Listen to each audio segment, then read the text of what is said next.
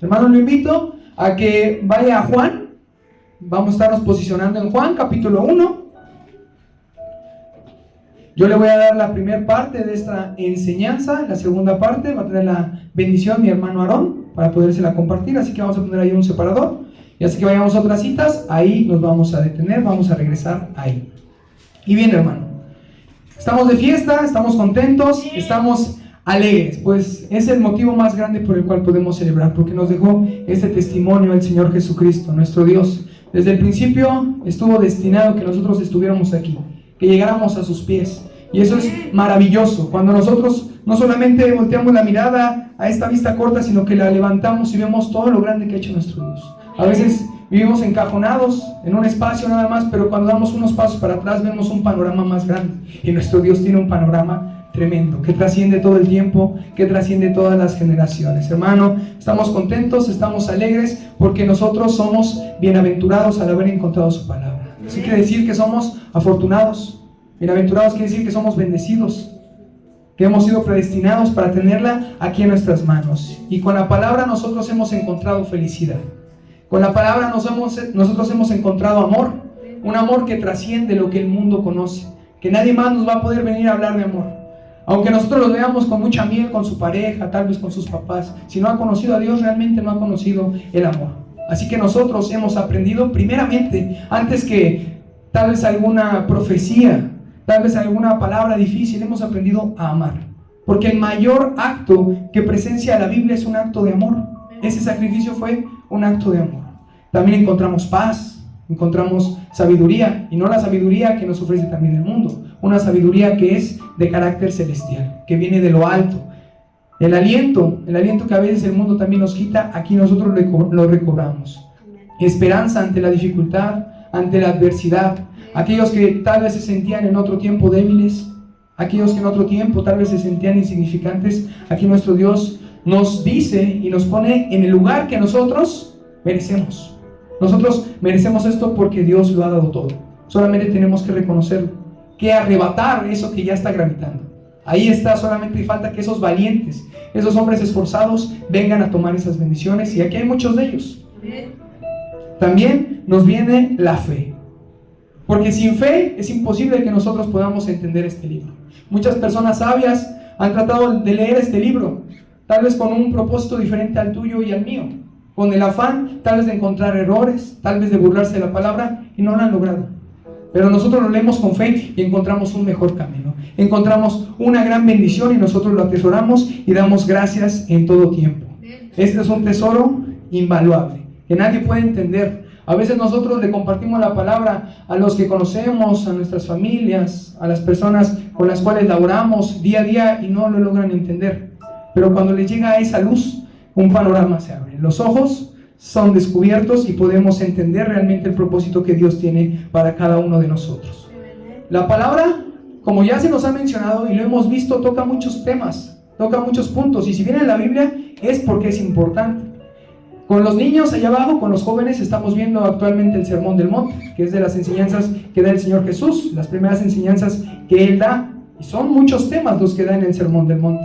Entre ellos hay algunos un poco más fáciles de entender, como las bienaventuranzas, tal vez como el no estar jurando en vano, en que nosotros somos la luz, que nosotros somos la sal, pero también toca temas como el divorcio, y no nos rajamos, nos tocó ese tema, Dios lo puso, y a esa edad también les toca, porque viene la palabra. Y si viene la palabra, es importante, lo tenemos que tocar. No, yo al estar leyendo dije, híjole, todavía no llego a esa etapa de mi vida y no voy a llegar, espero. Pero hay que tocarlo, y si está en la palabra, es importante. Entonces nosotros, en todo este tiempo que la palabra se ha predicado en este lugar, no nos hemos saltado ni un punto, ni una coma, ningún versículo. Todos nosotros hemos dado gracias a Dios porque nos confronta, porque Él nos da vida a través de su palabra. Y hemos visto hasta el momento, hermano, 4 títulos, 4 más bien subtítulos, porque el título principal, les recuerdo, es la Iglesia de Cristo tiene la palabra de poder. Y a partir de eso, hermano, hemos visto, Dios creó todo con el poder de su palabra.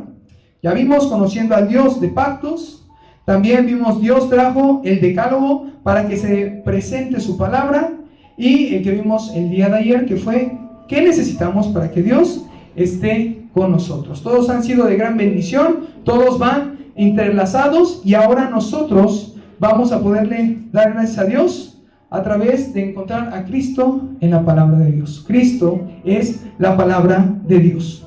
Amén, hermano. Vamos entonces ahí a Juan. Juan capítulo 1, versículo del 1 al 5.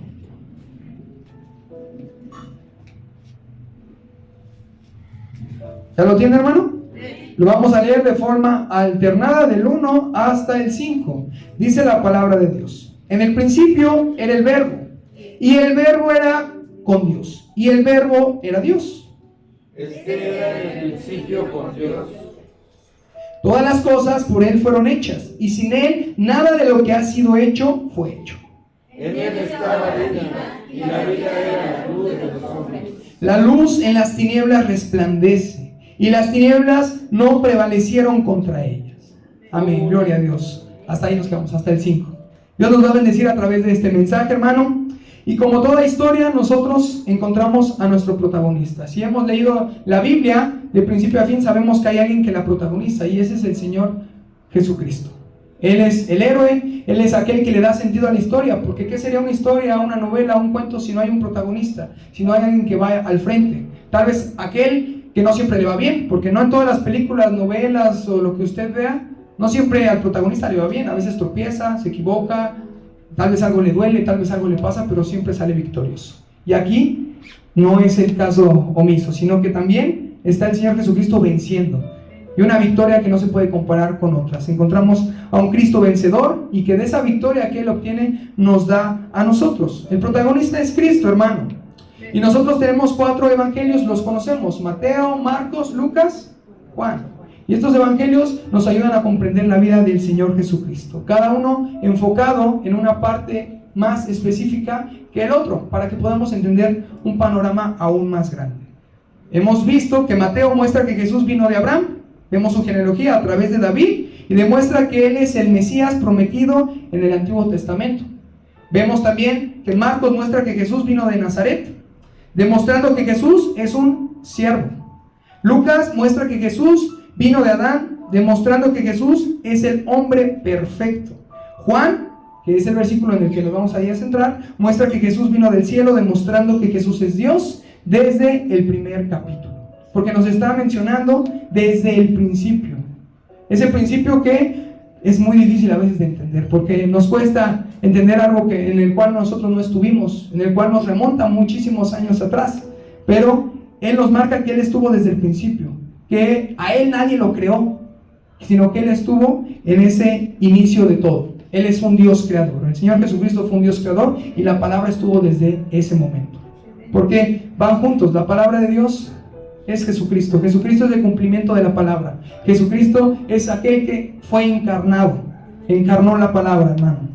Y es por eso que vamos primeramente con esta parte del versículo 1. Dice: en el principio era el Verbo.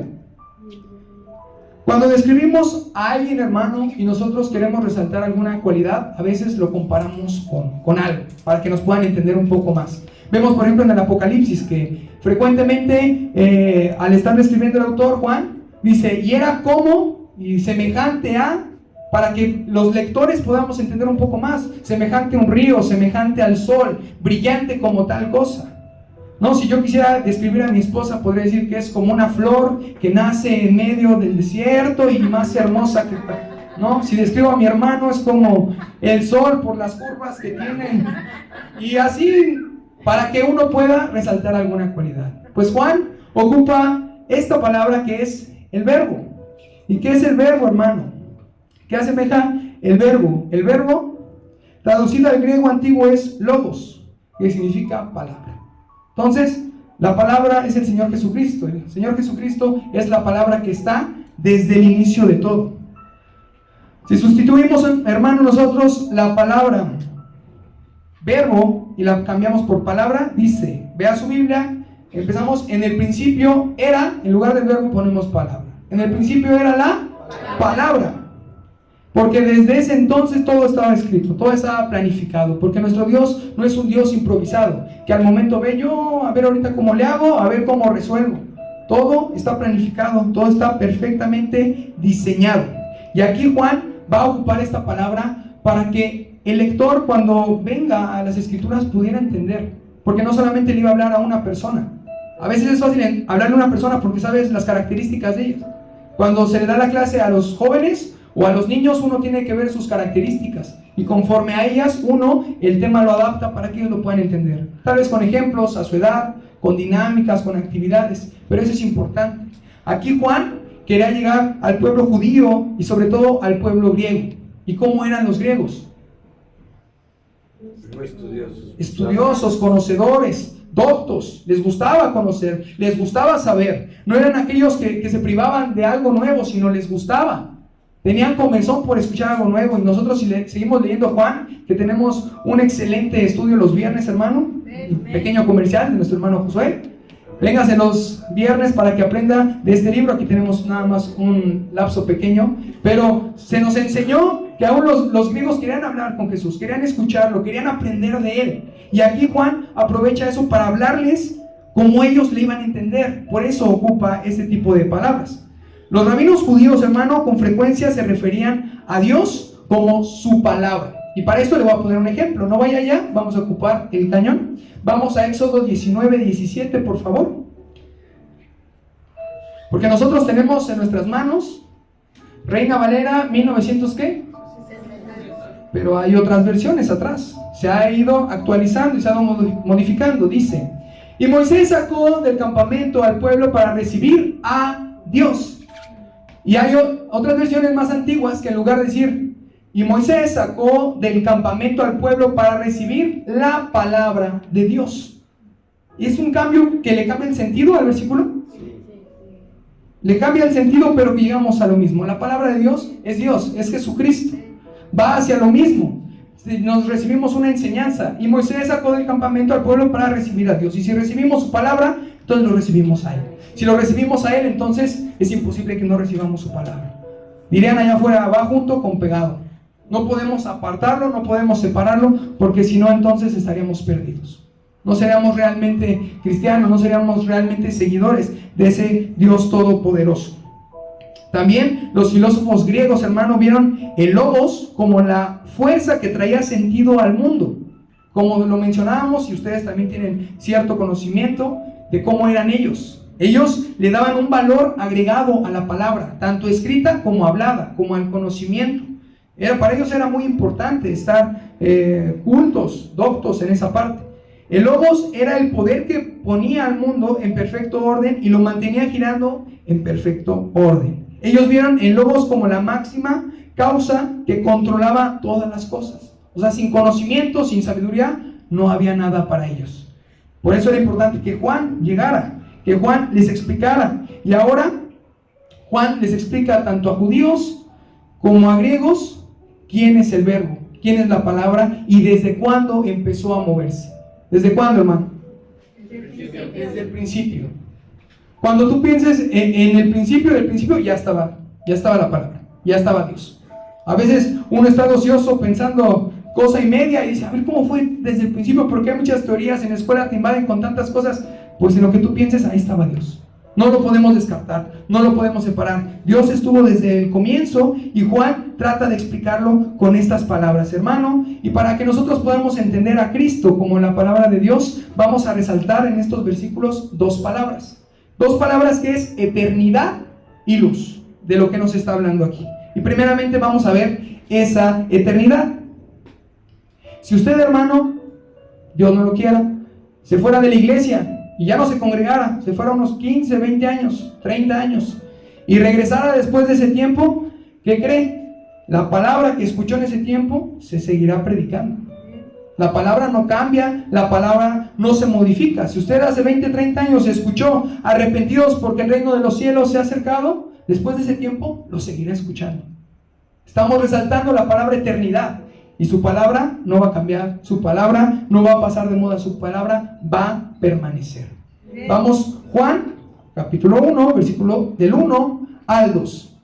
Yo leo el 1, usted lee el 2 que está muy cortito. En el principio era el verbo y el verbo era con Dios. Y el verbo era Dios. Ahora sí. Era en el principio con Dios. Vea, hermano, que que estas palabras se parecen o son tal cual Génesis 1:1. Es imposible leer esto y no remontarnos a ese inicio de la Biblia, donde dice: en el principio creó Dios los cielos y la tierra. Ocupan las mismas palabras. Él viene desde la eternidad, hermano, para conocerte a ti y para conocerme a mí. El mundo, por mucho tiempo, por muchos años, ha intentado explicar el inicio del todo, a través de muchas formas. Desde aquellos estudiosos que sacaron teorías acerca del Big Bang, acerca de otras cosas, tanto personas de manera más ociosa como películas. Actualmente se acaba de estrenar una película llamada Alien, que para los ochenteros, noventeros, en ese tiempo se estrenó la 1, ya vamos en la 6. Y en ella, en una entrevista al director, le dicen que le preguntan acerca de sus películas, y él dice que no solamente es un monstruo que se va comiendo a todos y que infunde terror, sino que él, a través de esas 6 películas, intentó explicar un poco más de la creación, porque ellos salen del planeta para buscar a sus creadores. Y así como esa película, hay muchas otras películas, hay muchas otras novelas, hay muchos otros escritos que intentan eso, porque tienen curiosidad, porque tienen esa necesidad de conocimiento, eso que a nosotros se nos ha entregado, eso que a nosotros no nos quita el sueño. Él estuvo desde el principio y estará hasta el fin, y eso nos da seguridad. Amén, gloria a Dios. En su palabra nosotros encontramos la verdad, y la verdad nos hace ¿qué? Mientras a ellos los esclaviza esa duda, nosotros estamos tranquilos. No le tenemos miedo a la muerte ni a lo que va a pasar después. Su palabra dice: no hay que afanarnos por el día de mañana, sino nosotros confiados y parados sobre la roca que es Cristo Jesús. La palabra de Dios, hermano, es eterna porque no pasa de moda. No es como que esté en tendencia ahorita el ser cristiano en las redes sociales. Si usted ahorita abre su celular y va a Facebook, habrá algunas cosas en tendencia, una casita de, ya lo dijeron, la casa de los babosos. Podrá estar video tras video, cosa tras cosa. Va a pasar un mes y se acabó. Y se va y ya llegará otra cosa. Pero la palabra de Dios va a permanecer. La palabra de Dios es eterna también porque en ella encontramos sabiduría. Aunque el mundo diga que es ignorante creer en Dios o creer en Cristo, nosotros sabemos que nosotros nos hacemos más sabios, que nosotros obtenemos más. Ellos lo ven como algo negativo, nosotros lo vemos como algo positivo, porque nada de lo que está aquí va a caer en tierra. Tal vez usted, de más chico, su abuelita o su mamá le dio algún remedio casero, que actualmente los doctores van a decir: no, eso no se tenía que hacer, no, el curar de empacho es un mito, o varias cosas, y se quita, se modifica, se cambia. Así como también la teoría de la evolución, que ya no es vigente, que ya en mucho tiempo se creyó y ahora ya no. Tal vez la tierra era plana. Muchas personas vivieron y murieron y se quedaron con ese conocimiento de que la tierra era plana, pero ahora sabemos otras cosas. Pero en la palabra no podemos decir: ah, no, esto ya se desmintió, ah, no, esto ya no sirve, ya no se dice, ya no se ocupa, ya no se hace. La palabra de Dios sigue vigente y es eterna. La palabra de Dios es eterna también, y muy importante, porque es efectiva. Si algo, hermano, que usted compra no le funciona como debe ser, ¿qué hace? Lo tira, lo abandona, lo guarda y no lo vuelve a comprar y no lo recomienda. Pero algo que es efectivo, miren que yo he recomendado una de taquerías, he recomendado pizzas, he recomendado otros lugares. ¿Por qué? Porque me gusta, porque yo ya lo comprobé. Y nosotros compartimos la palabra de Dios porque en nosotros ha habido un efecto positivo, en nosotros ha habido vida. Dios nos ha bendecido y está comprobado y seguirá siendo efectivo. Por eso es que la palabra de Dios no va a pasar de moda. Por eso es que sigue dando sabiduría y es efectiva. En Deuteronomio capítulo 6, versículo del 7 al 9, vamos a ver qué nos dice la palabra de Dios. Cuando lo tenga, me dice a mí. Deuteronomio capítulo 6, del 7 hasta el 9. Lo vamos a leer de forma alternada. Dice la palabra de Dios, 6:7: y las repetirás a tus hijos, y hablarás de ellas estando en tu casa, y andando por el camino, y al acostarte, y cuando te levantes. Las sacarás como una señal en tu mano, y estarán como frontales entre tus ojos. Y las escribirás en los postes de tu casa y en tus puertas. ¿Y a qué se está refiriendo? A la palabra, que tiene que trascender y ha trascendido, lo hemos comprobado. Tal vez alguien de aquí es una segunda, tercera o primera generación de cristianos. Y recordarán esas palabras que les llegaron a decir, esos versículos que les llegaron a compartir. Yo tengo una pésima memoria, pésima memoria, me cuesta mucho retener lo que estudio, lo que voy aprendiendo. Y sobre todo también mis vivencias, luego me voy acordando poco a poco, ya se las voy contando a Pamela, como me voy acordando a veces le modifico, le cambio, pero se las cuento. Y estudiando aquí me acuerdo vagamente de algunas cosas de mi abuelita, que para mí es desde esa generación para abajo, mi abuelita, mi papá y hasta donde estoy yo. Y yo me acuerdo que ella me cantaba 2 canciones, hay una que era la de alabaré, alabaré, alabaré, y sigue siendo efectiva aquí. Y no ha pasado de moda. ¿La seguimos cantando, sí o no? Sí. ¿Nos seguimos gozando? Sí. ¿Seguimos sintiendo la presencia de Dios? Sí. Claro que sí. También ella cantaba, es el Dios de los ejércitos, en quien yo confiaré. Y sigue siendo confiable. Sí. Y en todo tiempo. Y eso solamente lo tiene la palabra de Dios. Sí. Vamos a nuestro versículo original, Juan. Capítulo 1, vamos al 4 y al 5. Vamos con la parte final. Ahora vamos a resaltar la parte de la luz. Yo leo el 4 y dice: en él estaba la vida, y la vida era la luz de los hombres. La luz de las tinieblas resplandece, y las tinieblas no prevalecieron contra ella. La palabra, hermano, griega, antigua, traducida como vida, que aquí nosotros vemos, es zoe. Miren, es zoe. ¿Qué significa zoe, hermanito? Vida. Vida, exactamente. El principio de la vida. Eso es lo que viene representado aquí en nuestro versículo. No se refiere a bio, porque si usted busca qué significa bio, habla de otra vida, de otro tipo de vida.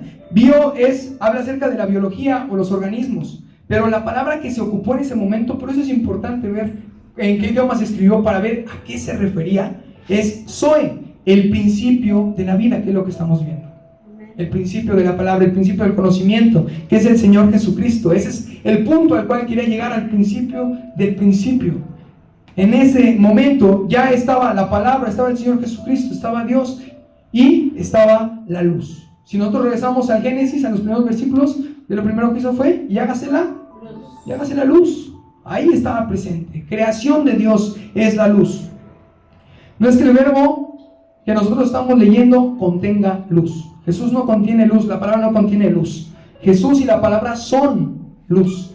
Y es muy diferente. Si yo aquí tuviera una botella o un vaso con agua, no porque la botella tenga agua, significa que todo eso es agua.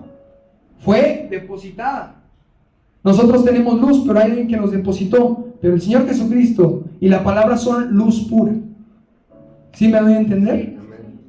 En ellos hay vida, en ellos hay luz. Ellos generan esa luz, hermano, y nosotros nos gozamos y hemos sido beneficiados por esa parte, hermano. De Jesús y la palabra brota la vida.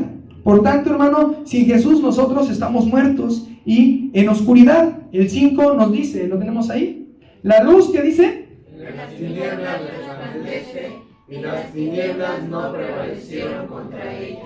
Y mire, hermano, no sé si usted conozca la definición de oscuridad. La definición de oscuridad es muy simple y es la ausencia de la luz. Entonces las personas están allá afuera en la oscuridad por falta de luz. ¿Y quién es la luz? Cristo y la palabra. Eso es lo que nos diferencia, hermano. Ellos andan en la oscuridad porque les falta la luz de Cristo, la palabra de Cristo, hermano, la cual nosotros hemos recibido, la cual nosotros atesoramos y valoramos. Y cada vez que nosotros llegamos aquí, nos siguen dando luz, nos siguen dando luz, nos siguen brindando su luz. Porque Él dijo, el Señor Jesucristo, que Él era la luz. Y también dijo que nosotros éramos la luz. Así como Él era la luz, nosotros también somos la luz. ¿Y para qué era esa luz? También nos lo explicó. Porque esa luz dice que no se mete debajo de un almud o un cajón o una cama, lo que usted quiera. ¿Para qué sirve una luz si está encajonada? La luz es para que resplandezca. Dice que se pone en lo más alto para que alumbre a todos, y esa es la palabra. Y ahí es la posición del Señor Jesucristo, en lo más alto. Hermanos, sigamos aprendiendo. Seguimos en Juan capítulo 1. Vamos a darle continuidad a los versículos 5 hasta el versículo 14. Bastante información la que hay que ver, hermano, pero hay que resumirla. Nuestro hermano Josué, otro comercial, Ya se la aventó en 2 años, ¿no? Esos 5 versículos ya se la aventó en mucho tiempo, porque hay bastante carnita que sacarle, hay mucho que ver, pero es momento, hermano, de que tú y yo lo veamos rápidamente. Les recuerdo, el tema del día de hoy es Cristo, es la palabra de nuestro Dios. ¿No? Lo hemos visto con nuestro hermano Ariel. Vamos a darle lectura, hermano, desde el versículo 5 hasta el versículo 14. Comienzo yo y posteriormente usted. Dice el versículo 5: la luz en las tinieblas resplandece y las tinieblas no prevalecieron contra ella. Versículo 6. Hubo un hombre enviado de Dios, el cual se llamaba Juan. Este vino por testimonio, para que diese testimonio de la luz, a fin de que todos creyesen por él. No era él la luz, sino para que diese testimonio de la luz. Aquella luz verdadera que alumbra a todo hombre venía a este mundo. En el mundo estaba, y el mundo por él fue hecho, pero el mundo no le conoció. A lo suyo vino y los suyos no le recibieron. Mas él a todos los que recibieron, a los que creen en su nombre, les dio potestad de ser hechos hijos de Dios.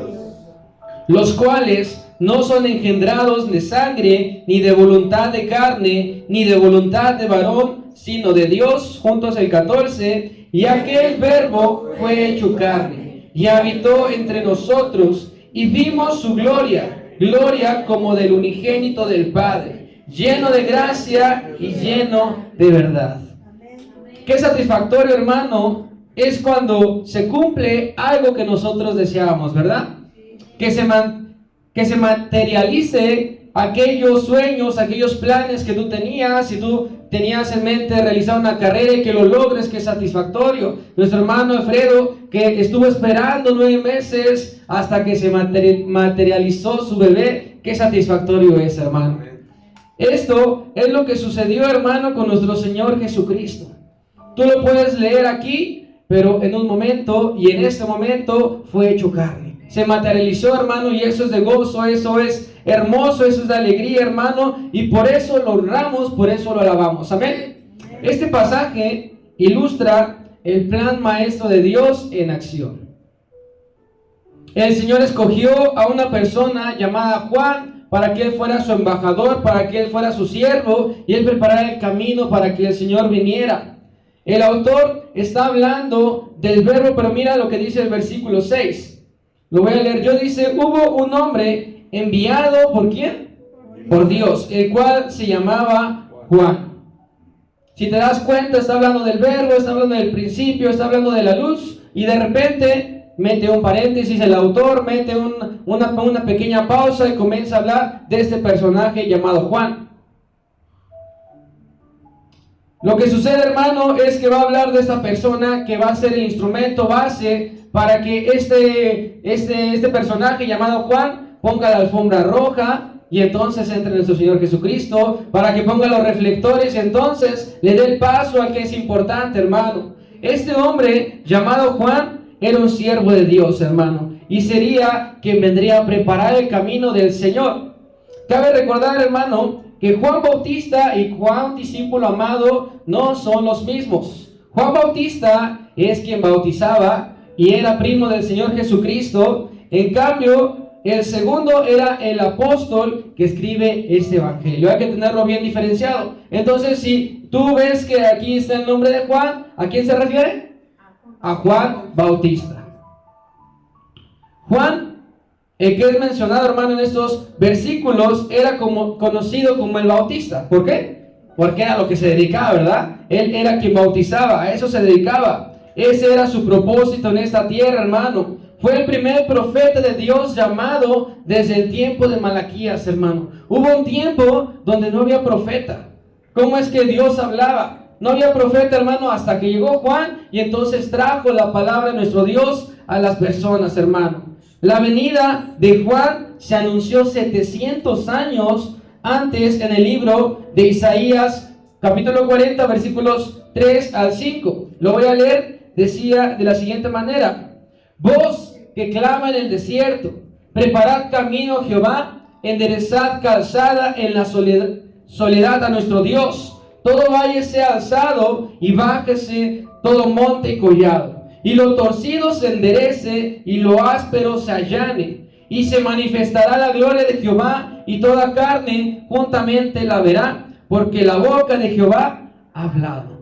Qué hermoso, hermano, la boca de Jehová, así es llamado Juan. ¿Te imaginas que Dios te hable así a ti? Que te diga, tú eres mi boca, tú eres el instrumento que voy a necesitar, el instrumento útil para que las personas me conozcan. Es algo hermoso, hermano. La voz de Juan era la voz de uno que clamaba en el desierto. Mira, ahí en Juan, capítulo 1, en el versículo 21 al 23, mira lo que dice, lo voy a leer yo, dice, y le preguntaron, ¿qué pues? ¿Eres tú Elías? Dijo, no soy. ¿Eres tú el profeta? ¿Y qué respondió? No. Le dijeron, pues ¿quién eres? Para que demos respuesta a los que nos enviaron. ¿Qué dices de ti mismo? Y él respondió, yo soy la voz de uno que clama en el desierto. Enderezad el camino del Señor, como dijo el profeta Isaías, y la promesa que pasó se cumplió. La voz de Dios vino para preparar el camino del Mesías, el camino del Verbo, hermano. Juan preparó ese camino mientras anunciaba, hermano, la venida del Mesías a un pueblo que desesperadamente necesitaba un Salvador, que desesperadamente necesitaba una palabra de nuestro Dios. Tú lo has leído y tú lo has conocido, hermano. La vida adulta de Juan se caracterizó, hermano, por su devoción, se caracterizó por su entrega. Su predicación era bastante directa, bastante fuerte. Les enseñaba sobre el arrepentimiento y les decía a la gente, generación de víboras. ¿Qué harías si yo ahorita te digo generación de víboras? Sacarías tu piedrita y pum, paladón, ¿verdad? Les decía, hagan frutos dignos de arrepentimiento. ¿Qué quiere decir esto? Que tal vez muchos decían, está bien, me arrepiento, pero ¿qué hacían? No lo cumplían. Decía, hagan frutos dignos de arrepentimiento.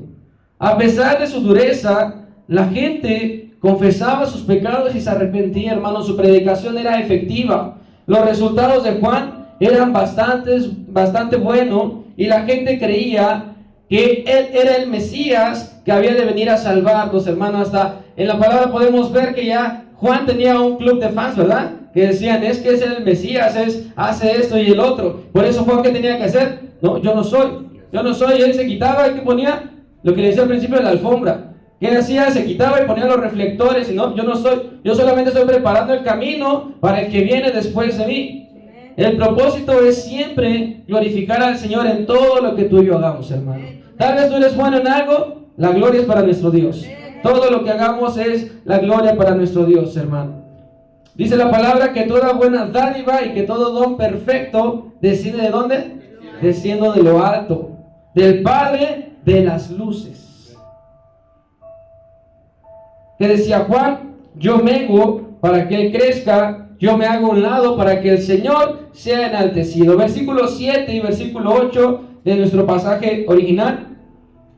Dice, este vino por testimonio para que diese testimonio de la luz, a fin de que todos creyesen por Él.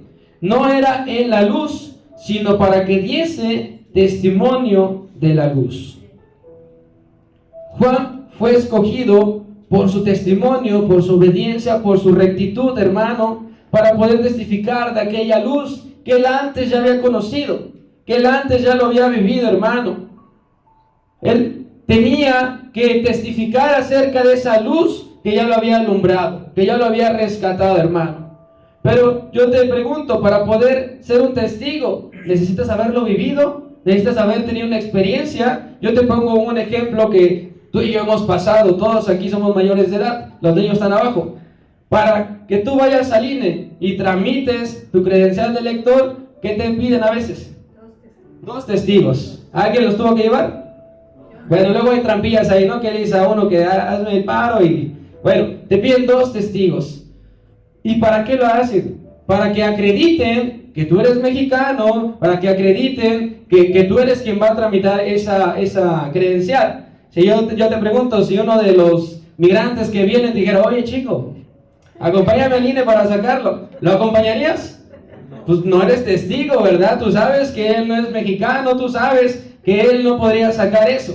Entonces, para ser testigo, tú necesitas haberlo vivido, haberlo visto. Si tú fuiste testigo de un accidente, las autoridades dicen, bueno, puedes ir a la delegación y puedes testificar. Si no lo viste, ¿puedes hacerlo? Pues tal vez un primo ahí chismoso, no, yo vi todo, ¿no? Pero si tú fuiste testigo, tienes la responsabilidad de hacerlo porque lo viste, porque lo viviste, hermano. Si tú has visto la grandeza de Dios, entonces puedes testificar de Él. ¿Alguien no ha visto la grandeza de nuestro Dios? Todos lo hemos visto, en diferentes maneras, en diferentes situaciones, lo hemos visto, hermano. Miren, yo venía ahorita para acá, para la iglesia, y de repente se me atraviesa una camionetota con vidrios polarizados, sin placas, y a echarme bronca. Yo, ¿qué está pasando? Yo sé que es el enemigo, yo sé que es el enemigo que no quiere que vengamos, y yo puedo testificar que no le hice caso, me fui, y el loco se fue. Y yo veo la grandeza de nuestro Dios porque yo no hice nada. Porque yo no dije nada, porque veo que Dios me ha transformado. Y eso solamente es el día de hoy, hermano. Mañana Dios nos va a impresionar de la manera que tú no te lo imaginas, mi hermano. Juan es alguien que ha visto el poder de Dios y que puede contar de ello para que todos crean por Él. No que crean en Él, sino crean por Él. Lo deja bastante claro, para que no haya confusión. Él daba testimonio de la luz, mas Él no era la luz. Porque después de tanto tiempo, hermano, de estar sin profeta, llega Juan y comienza a tomar autoridad para bautizar en agua, comienza a predicar que el reino de los cielos se ha acercado, toma la autoridad para decirle que se arrepientan, y la gente creía que el Mesías había llegado, creían que el verdadero había llegado, o muchos decían que era Elías. Mira, Juan 1, 19 y 20 dice, este es el testimonio de Juan. Cuando los judíos enviaron a Jerusalén sacerdotes y levitas para que le preguntaran, ¿tú quién eres? ¿Qué quiere decir? Que Juan estaba causando conflicto en ese momento. Dice el 20, confesó y no negó, sino confesó, yo no soy el Cristo. Y lo deja nuevamente bastante claro.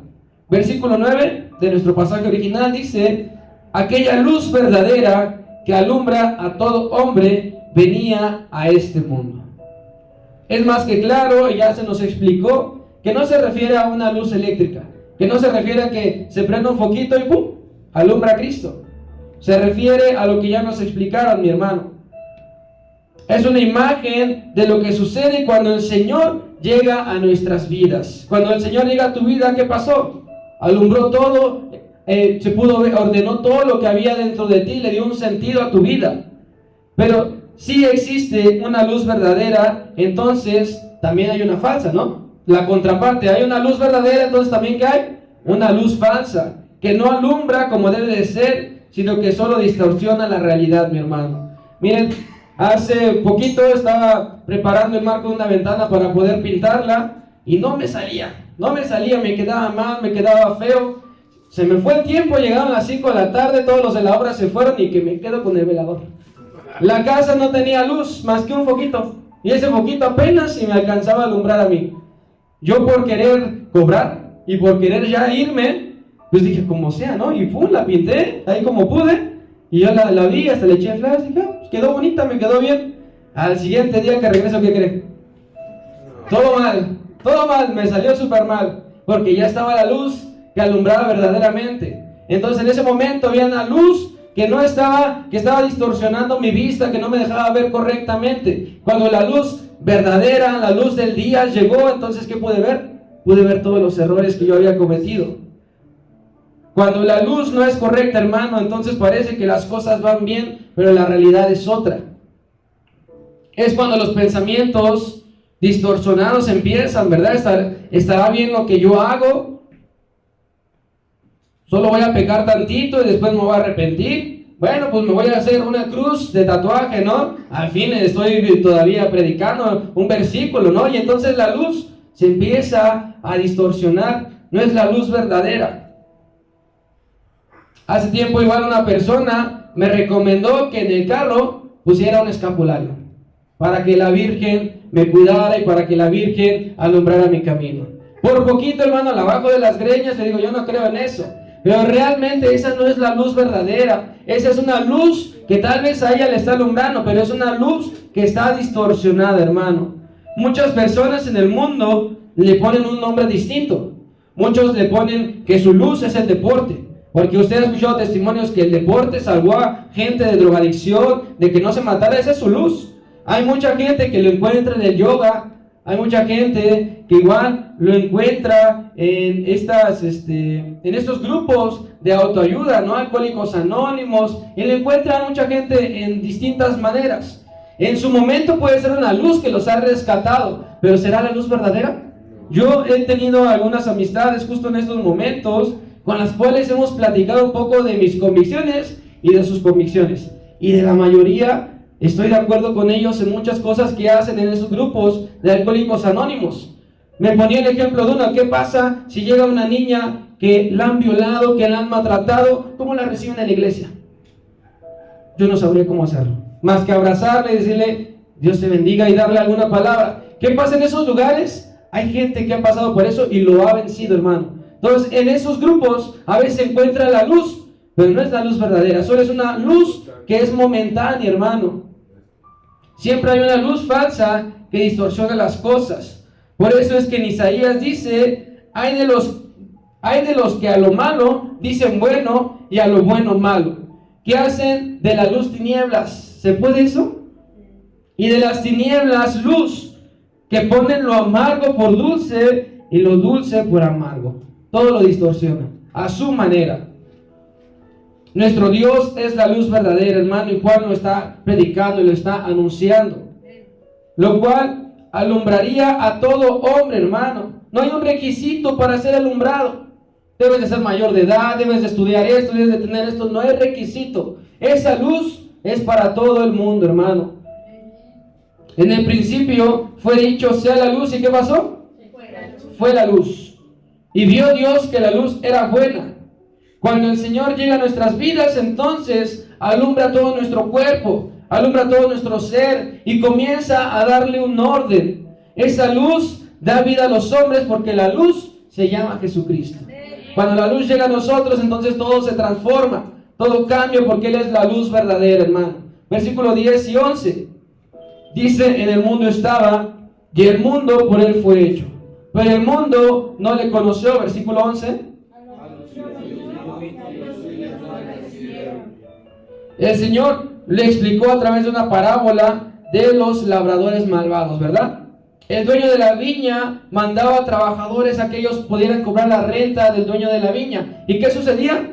No le pagaban y aún los golpeaban y lo mandaban con el dueño de la viña y ellos llegaban, no, pues no me dieron nada. Así sucedió varias veces hasta que el dueño de la viña, ¿qué dijo? Voy a mandar a mi hijo, tal vez lo respeten porque es mi hijo, tal vez le van a pagar porque es mi hijo. ¿Qué sucedió? Los de la viña dijeron, no, pues este es el hijo del dueño, vamos a pegarle, vamos a matarlo y no le entregaremos nada.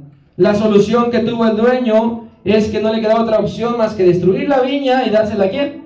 Dársela a otro. Esa fue la solución que el dueño de la viña veía.